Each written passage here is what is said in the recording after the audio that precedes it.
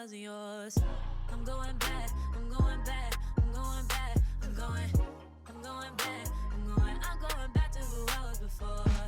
I like me better, I like me better. Hey guys, and welcome back to my channel. So we are usually talking about the downfall of these makeup companies, but today we are talking about the rise of a makeup company and how they could possibly stay there. I've only done one of these before, which is on ColourPop. Looking at the time that's gone since I did that video, I'm not exactly sure if they've done those things to stay on top, but that's not the point, because as you can see by the title, today we were talking about the rise of Fenty Beauty. So if you guys want to hear more, then let's go. So Fenty Beauty launched in 2017, and hearing that out loud, isn't that crazy? That we're already going on like 4 years of having Fenty Beauty. It literally feels like it launched last year, but I mean, time has not felt the same since 2020, so here we are. But it launched in 2017. I've been around for some launches in the makeup community, for scandals, for moments where it just feels like things shifted. That might have been one of the biggest shifts looking back, at least like the last 10 years online. That was a big moment in the beauty community. And of course, you guys know Fenty Beauty is Fenty Beauty by Rihanna. It quickly became a mainstream, trendy, best-selling makeup brand. They've been able to hold on to that reign since they launched for a couple reasons. First, it's a celebrity brand. Not just a celebrity brand, but it's a celebrity brand where that celebrity is Rihanna, okay? Rihanna is a celebrity and she's an influencer. She's a celebrity that's a mega celebrity, A-lister celebrity, that type of celebrity that has, you know, that very dedicated fan base.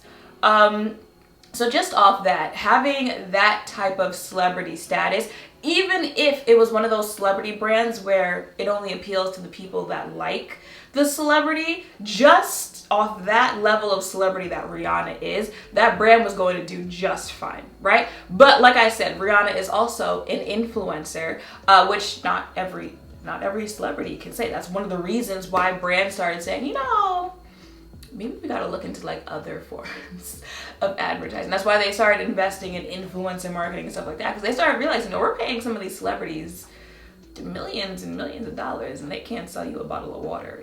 But that's not Rihanna, okay? Even before she had the 15 brands that she does now, you know, when she was doing collabs with other brands, you guys remember Fenty, Puma, the other stuff. I mean, how many people shave their heads because of Rihanna? You know, that, was it like, it was like a plum-ish lipstick, which I think later on we found out was actually like a photoshopped color. I feel like you already know what picture I'm talking about, but like the red lipsticks, her collab with MAC, she was selling things even before that, right? So she's a celebrity who's also got a very big influence, so that definitely plays a very big part on the success of Fenty Beauty, because it's someone, the face of the company is someone who could sell you a bottle of water. Like she could sell you something that was free. So just the person behind the brand alone was gonna make this brand a success. However, unlike other celebrity brands, because there are some celebrity brands only their fans care about them, and that's okay with them. They made it because, listen,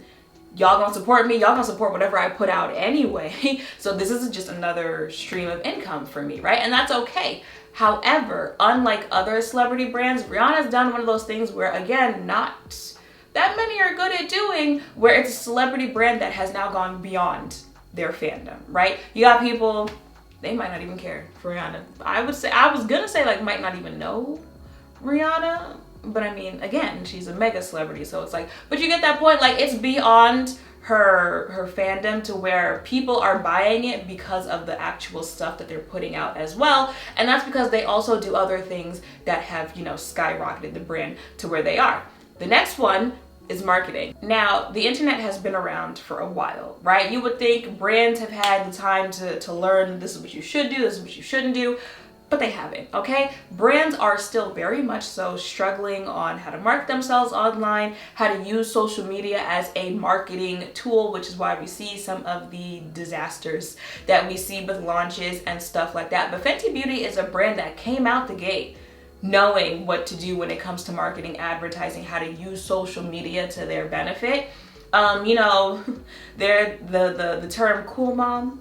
I'm a cool mom. I'm not like those other ones, right? You know, brands that try a little too hard on using the latest lingo, on jumping on trends to help themselves, stuff like that, where you see it goes left, where you see it go left. Fenty Beauty came out the gate knowing how to do that. They are usually picking the right trends to jump on because they don't jump on everyone.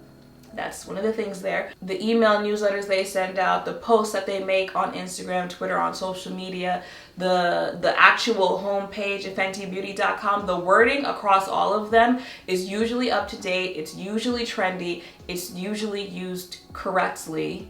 You know, that's where a lot of some of these brands go left on trying to hop on trends.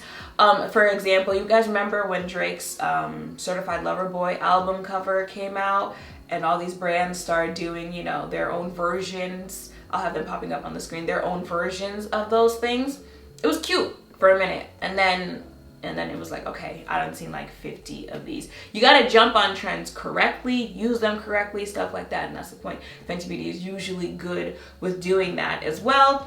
And that could also probably tie back to who, you know, the face of the brand, who this brand is by, stuff like that. So if you guys remember, Miss Bad Gal Riri, she was a little menace on social media. You know, she's certainly toned down. I mean, she probably still kind of is, but she's certainly toned down in recent years, especially since after all of this has happened in her life.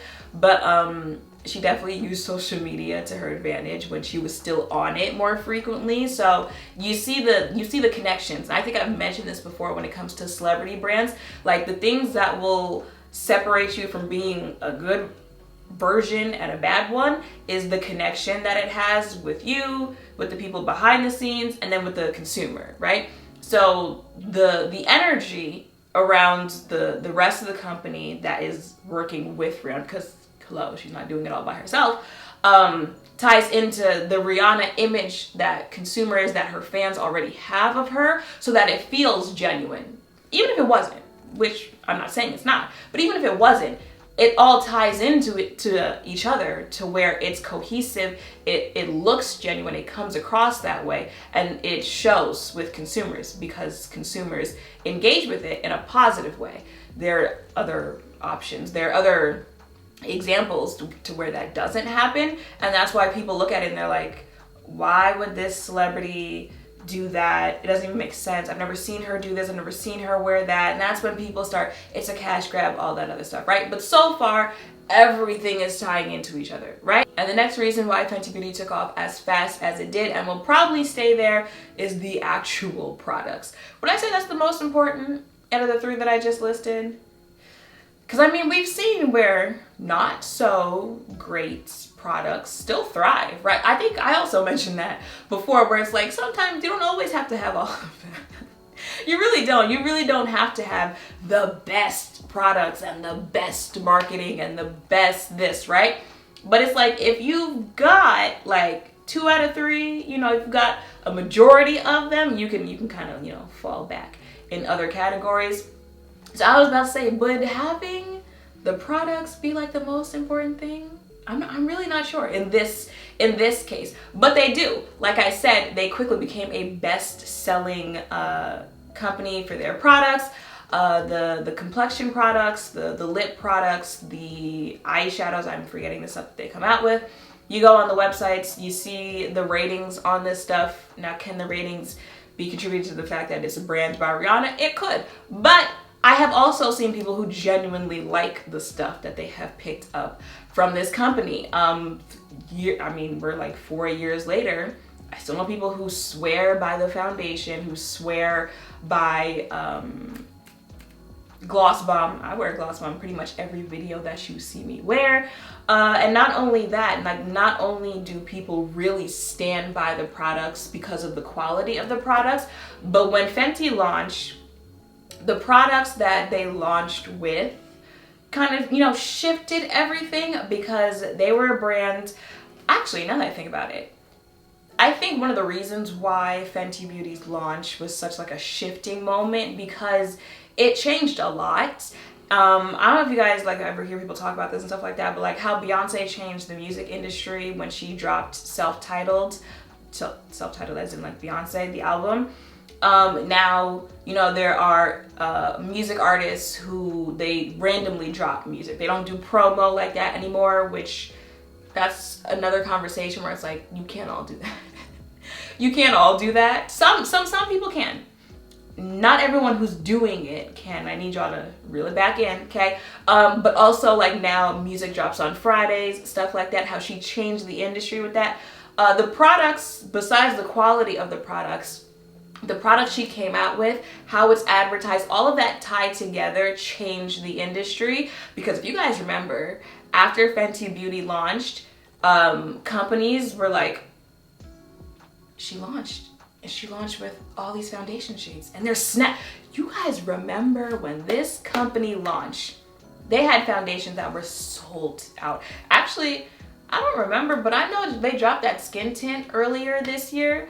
I was hearing that some of those shades were like still sold out. That's a new level of change, okay? The foundation shades were sold out. You go to the display stands, people are crowded around the Fenty stands for months, honestly, for months. 'Cause I think by the time I was in Sephora at that point looking for something else that Fenty had launched after their initial launch, still just people surrounded by this by the display stands, and they're swatching, they're trying to find their shade, stuff like that. I mean, they can't buy it because the shades were still sold out. It was just a new, like, you hadn't really seen that much at that point. So all these other brands saw that and they're like, oh, they selling. Oh, they like Fenty like that? Oh, we gotta get on this. So they started giving us 40 shade ranges, 50 shade ranges. Like, at some point they were competing. They were competing on who was going to have the most shades, because after Fenty Beauty launched, that's really like when that whole inclusivity thing just boomed, right?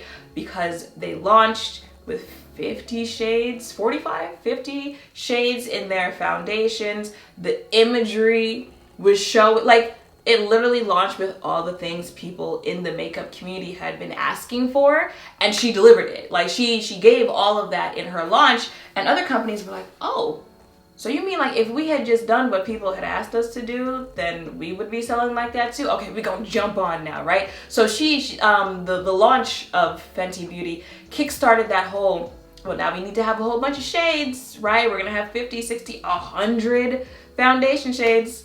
They didn't keep the energy with other categories of makeup products, but okay. Again, because of the advertising, because of the marketing of the company, because, you know, they could use all these terms that their consumers would know, and they could use these memes and catch on and jump onto these trends.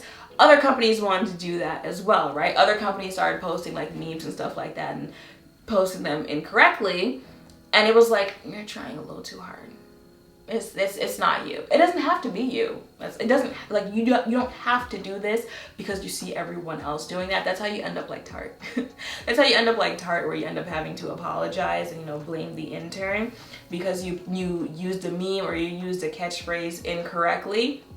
Fenty Beauty started inspiring a lot of these brands to start doing stuff that they were doing. And you look at it and you're like, this brand launched as the full package. Like, it has everything. It already had the popularity just because of who was launching it, right? So it has that face behind it. It's got the advertising, it's got the marketing that you need as a brand. Like, every brand needs that. It's got the products. It's got the products as far as quality. It's got the products as far as inclusivity. It's got the products as far as range, because when they launched, they pretty much launched with enough products for you to do a full face. They had foundation, they had concealer, they had powder, contour. I don't think they had blushes, but I don't really think anyone cared. Lip products, like, they had all of that when they launched. So you're kind of just like, wow, they really did what they had to do as they launched. And then time went on. It's been it's been 4 years now, because I think it launched September 2017. It's been 4 years now, and they have maintained that popularity. They've maintained that excitement with things that they launched. You know, again, another thing that I feel like really kicked off after Fenty is the urge to want to try it, and for creators online, the urge to want to review. If you guys remember when it launched, like, they had a launch party in New York, so like all the LA, which is where a majority of like the bigger beauty creators were living flew all the way there. Like, they went back to their hotel rooms and were filming review videos so they could be the first to post it. So like, and I really feel like after that time, there was this new sense of like, when something popular is launching, like something that people are already interested in, like people were rushing to go be the first to review it. Because I don't know if you guys realize, but like after a while, like people started getting like sick of the Fenty review videos. And mind you, like it was only like 2 weeks after it had launched. People were like, okay. Like some people were even saying, should I even post my Fenty review video anymore? Because everybody and their mama done posted a review video. It brought out a different energy, and as time went on, for a good minute in the makeup industry, it felt like as soon as something launched, you had to review it or people were gonna forget about you, they were gonna forget about the product, and like they were already moving on to the next thing, right? But Fenty has kind of kept that energy in 4 years that they've been around, to where when it's announced that they're launching something new, people perk up. They're like, what? Ooh, a new Fenty launch? You know, being a new brand, they also had that advantage of when you're launching a new type of product that you haven't launched before, people are going to be excited. So after that, they launched blushes. People were excited. They launched a different type of contour.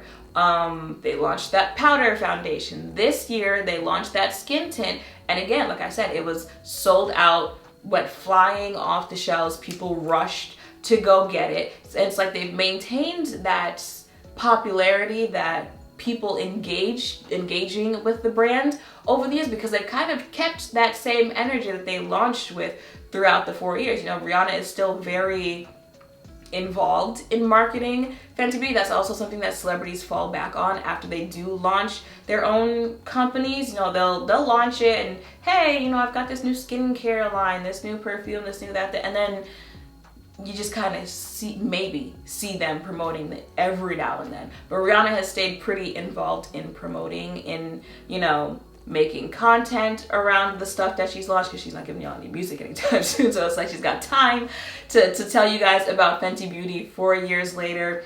The marketing, the advertising has stayed consistent in 4 years.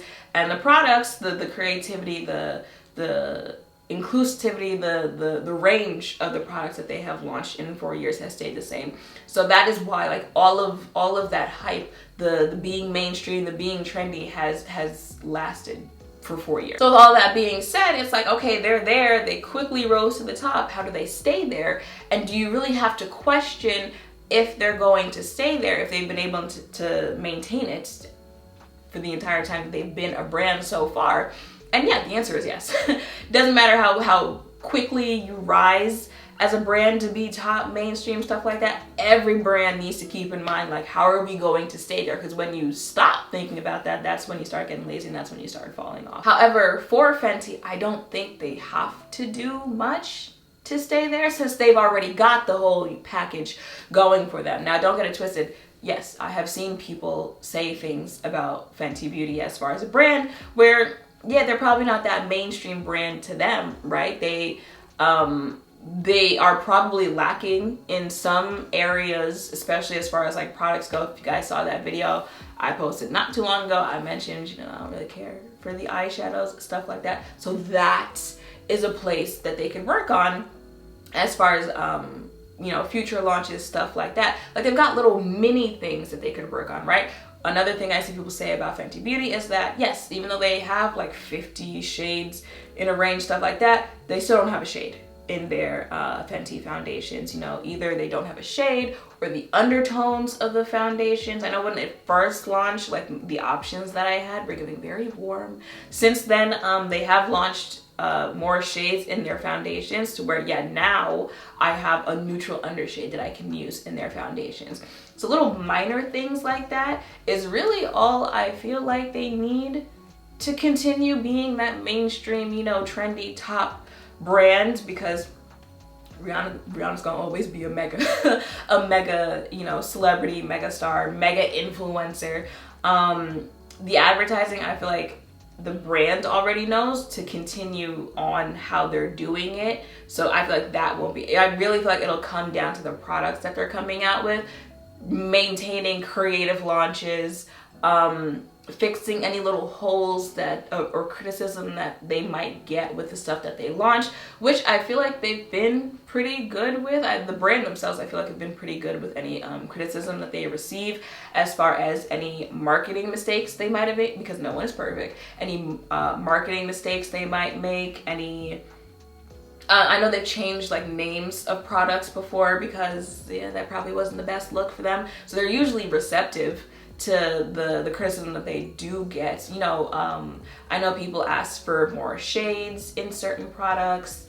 They ask for, you know, different formulas. I know they launched the blushes before. People are like, okay, maybe give us like a different type of blush, because I don't know about this one. So I really feel like that is really all they'll have to do to maintain being that girl, you know, that it girl makeup brand, because they pretty much got everything else. And I feel like that's really not, I mean, I was gonna say I feel like that's really not that hard, but after a while, after you launch, you know, 15 foundations, 80 eyeshadow palettes, you come to a point where you're like, okay, well, what am I supposed to do now? Which is why I have no idea how ColourPop is still going.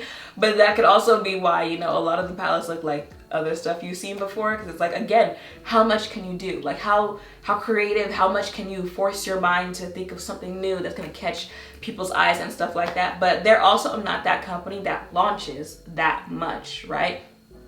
I'm pretty sure they've launched like less than 5 eyeshadow palettes or eyeshadow products, stuff like that. So they can certainly play around in that field.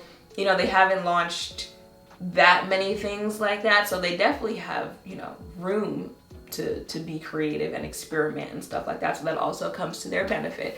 But yeah, I honestly feel like that's really all that they would have to worry about as far as how to stay at the top. But I for sure see that company being one that remains mainstream stuff. I haven't checked in a while, so don't quote me, but I believe it's not that accessible worldwide. Like, I know I've gotten comments before like, I can't purchase it in this part of the world, I can't purchase it in that part of the world. So that could also be, you know, like something which I'm sure they're already thinking about, they're already trying to work on, because there's that demand for it, right? Like, I'm getting comments of people in different parts of the world saying, I see other people using it and I want to buy it, I want to try it and stuff like that, but I can't get it in this part of, you know, in my own area. So that would also help as well, because obviously the more accessible you are, the more options that you have. Like, I also need people to remember that when they're like, oh, well, why do you guys still buy this when this exists and that exists and that exists? Okay, but a lot of the options that have come out that people put out because they saw, you know, the industry was missing shades, the industry was missing this type of formula or that type. A lot of those companies are newer. They do not have the same funds. They don't have the same, you know, they don't ship internationally, stuff like that. So other people in other parts of the world are making do with what they have. So keep that in mind when you're also, you know, saying that to people, like, well, why are you guys still doing this when you could just buy that? Do they have access to that though? So creating more access is also going to help them as time goes on. But again, I feel like compared to some of the other things companies have to do to stay on or have to do to rise up, I feel like that's a company that's just going to be fine in the years to come. So that is it for this video. Just a quick recap of the rise of Fenty Beauty. Let me know in the comments what else you think has contributed to how quickly this brand just flew on up there to go sit. But the other it girls, how long you see that popularity lasting, if you see it ending, why, and what else you think they could do to stay where they are. Let me know all of that in the comments down below. Make sure to thumbs up, comment, subscribe, turn notification bell, all of that down below. And thank you all for watching. I will see you in the next one. Bye. Yeah,